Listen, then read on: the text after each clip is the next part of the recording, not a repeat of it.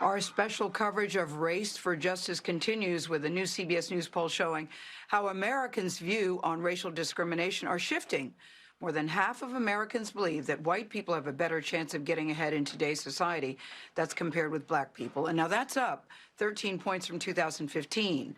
Nationwide protests against inequality are encouraging more people to have discussions not only about race, but also white privilege.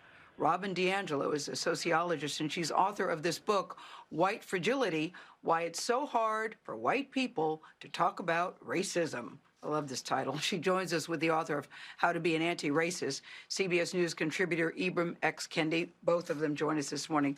Good to see you both. Robin, I'm going to start with you.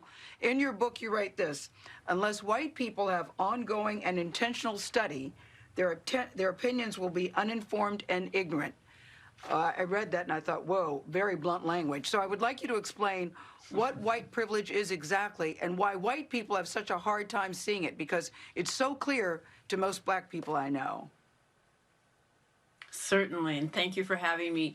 White privilege is the automatic, taken for granted advantage bestowed upon white people as a result of living in a society based on the premise of white as the human ideal, and that from its founding established white advantage as a matter of law, and today as a matter of policy and practice. And it doesn't matter if you agree with it, if you want it, if you even are aware of it, it's 24/7, 365.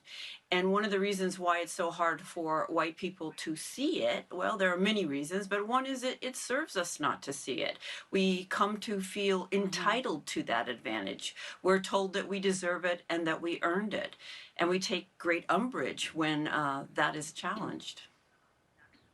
You write too, Robin, in the book that kids from the age between 3 and 4 are intuitively taught that being white is better, that you are superior.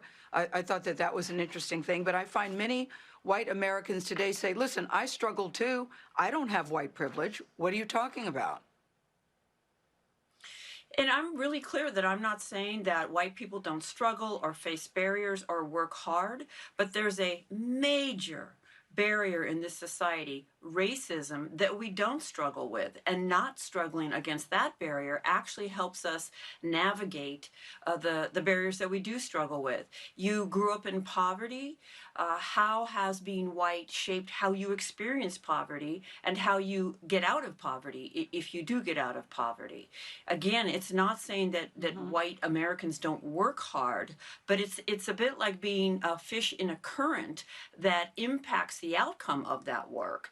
There's a kind of moving along that amplifies that work. And for people of color, for black people, you're swimming against a current. And we're both working, we're both swimming, but there's such a different impact on the outcome of that effort. Ibram, what are the questions that you think white Americans should be asking these days? And I say this because I don't know any black friend of mine that hasn't gotten calls from white people all around saying, I don't know what to do, I want to help, I want to be supportive.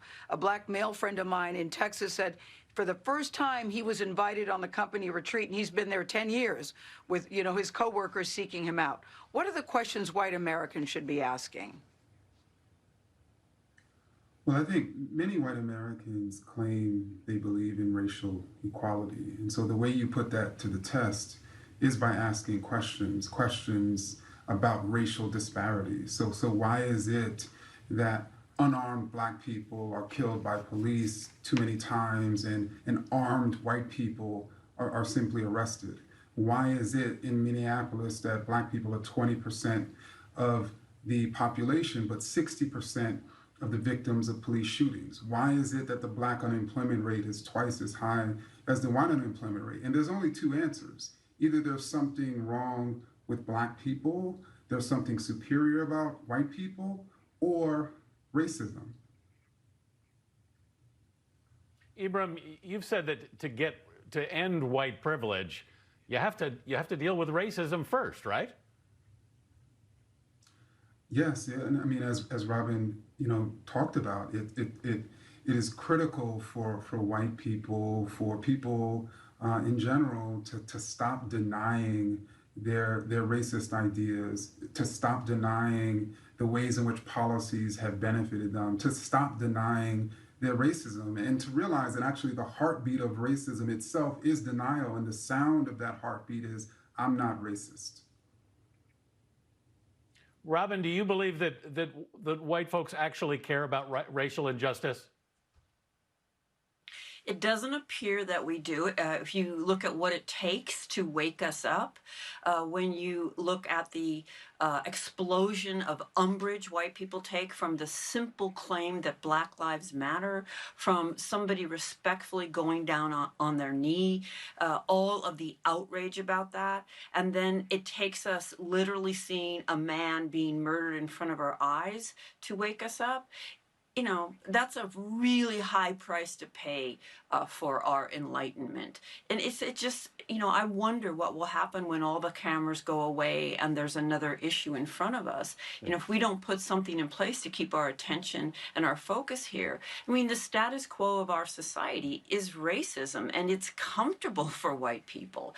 And so we're not going to get there from a place of white comfort. We're going to have to get mighty uncomfortable and inconvenienced. And it appears to me that in 20 years of working with white people, that if it requires anything of us like discomfort or inconvenience, we don't seem to be particularly motivated to do anything. Robin DiAngelo, Ibram X. Kendi, thank you both for being with us.